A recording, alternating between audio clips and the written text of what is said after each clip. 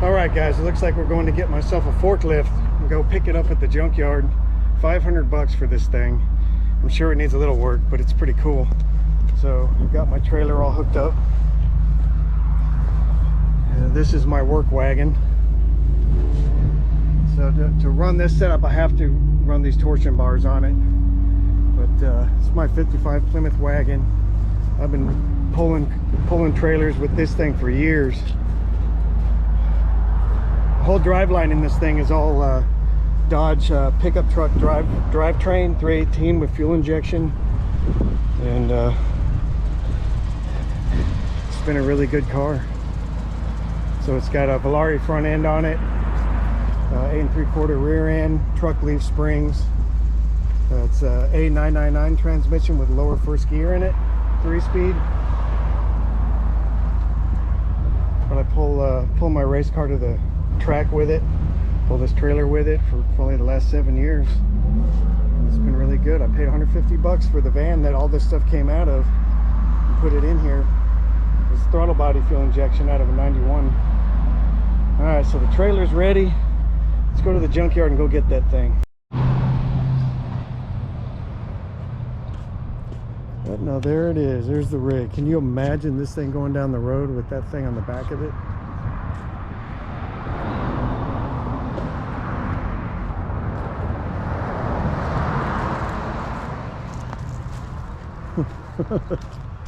That's nuts.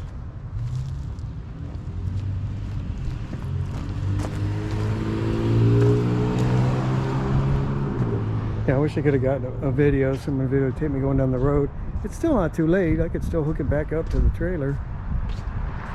I mean, it's not hooked up now. I got the trailer on stands to take some of the weight off of it. I'll just show you a picture of what it must have looked like going down the street.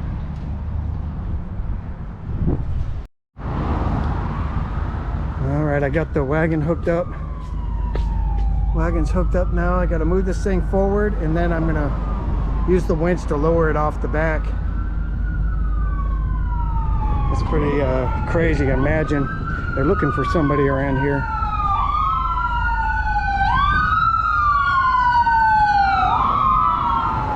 Oh. Somebody's in trouble. Yeah, can you imagine that going down the street? 10,000 pounds on top of that trailer. But I got it set back far enough where you can see it's hardly even sagging even by itself without the torsion bars on it. So I got it sitting on there pretty good. All right, so let me do this.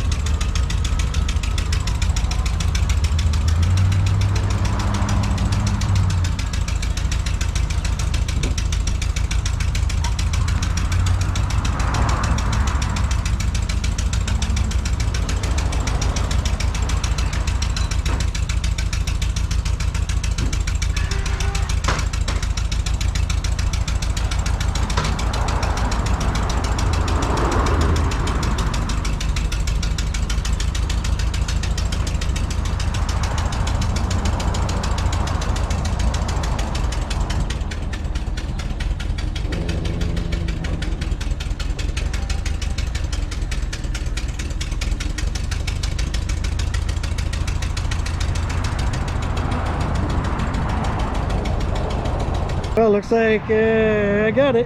That's how you do it. Use my winch to let that thing run off the back by itself. But it looks like I do have a leak under here. Something's leaking.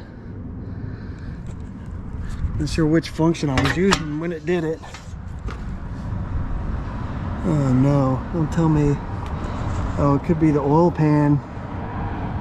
because I had it at that extreme angle. So if it's on flat ground, it may not be a problem.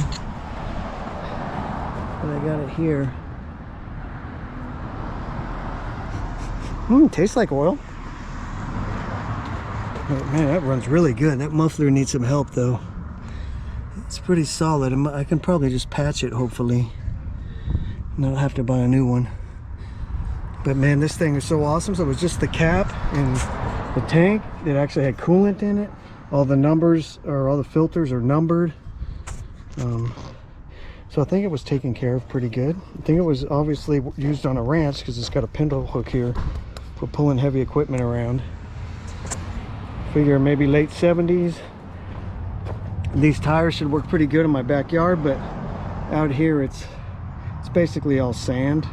So if these try to sink, I can put a dually setup on it. Just bolt it right onto the end there, or make my own wheels and do a dually setup, because these can handle the weight, and then just another set for traction. Wouldn't have to, because these are very expensive. These tires alone are $250 a piece, but they're like a 12-14 ply tire. It's pretty awesome. I was really worried about this, but this must just be a guide. The cylinder's actually here, so it doesn't have anything to do with leaking. Some of these hoses are pretty old, but if I could use this thing to get my rollback tow truck project finished before I spend any money on it, that'd be cool. It does need brakes on it though. Look at this, you got to see this. Somebody cut the master cylinder out of this thing. It used to go under here, and then they buried the brake pedal underneath the floor. That's the brake pedal right there. It's under the floor. They pushed it down, put the floor back on it. A lot of forklifts don't have working brakes, but I don't know what it is about them. No one wants to work on them. But I would like to get those fixed, because this control is kind of weird. I was using it. I go forward, I try to go in the middle area, and it starts going backwards. I don't like that. I'd rather have two pedals. I can probably get it freed up a little better. Maybe it'll work better, but it's still kind of a scary deal. It doesn't center itself back, it's going one way or the other. That's good. All the hydraulics work on this thing. The steering got a lot better. Yep, and it's a Continental engine. They use these things in everything. They're very industrial. That's so awesome. I can't believe this thing weighs 10,000 pounds.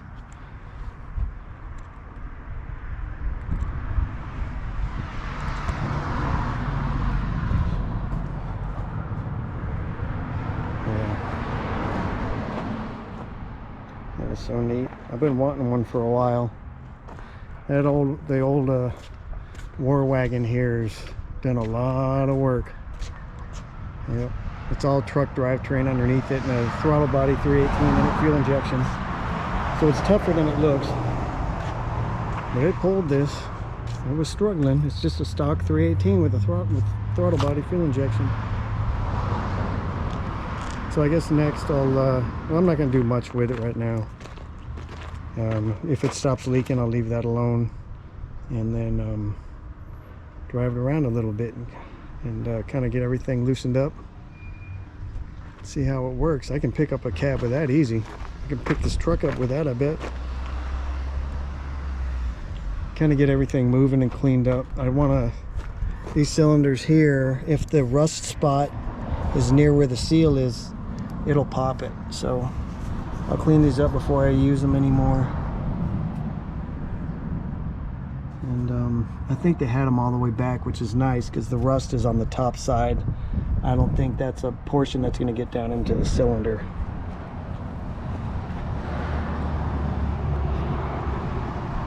I'm not sure how high it goes. I could see how high this thing goes, huh? Let's try that. See how high up it'll go.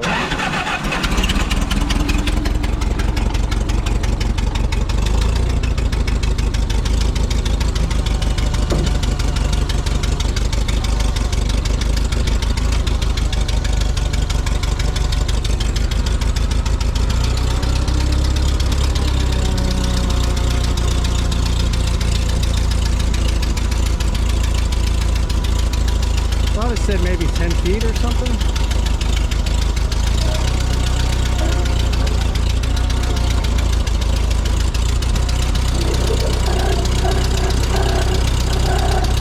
Yeah, I need some greasing. I gotta grease the rails. Holy cow. Oh man, that's a lot higher than I thought it was.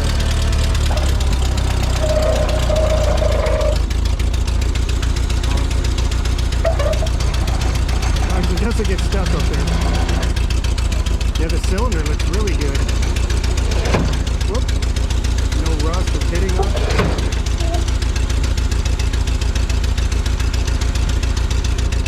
Yeah, let's get everything kind of lubed up again.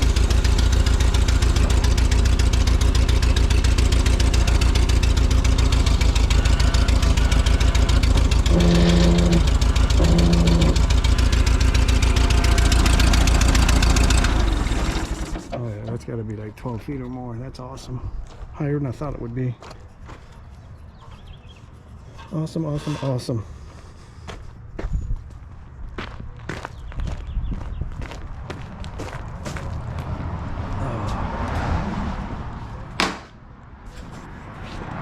Man, I got to tell you guys, that's really cool. I've been wanting a forklift for a long time.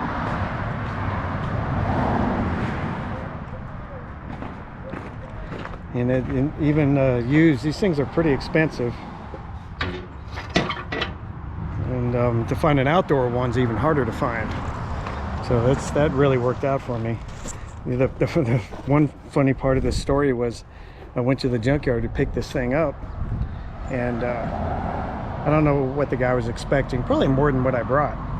So he walks out in front of the junkyard and he looks, he sees the trailer and he sees my wagon. And we probably had a good minute of uncomfortable silence of him just staring at me. He didn't know what to say. He was finally, I was like, I just kept saying, it'll pull it, it'll pull it. I only got to go a mile on flat streets, it'll be fine. No hills or anything like that. And it's got four-wheel brakes on the trailer with a trailer brake. So the trailer alone will stop this thing.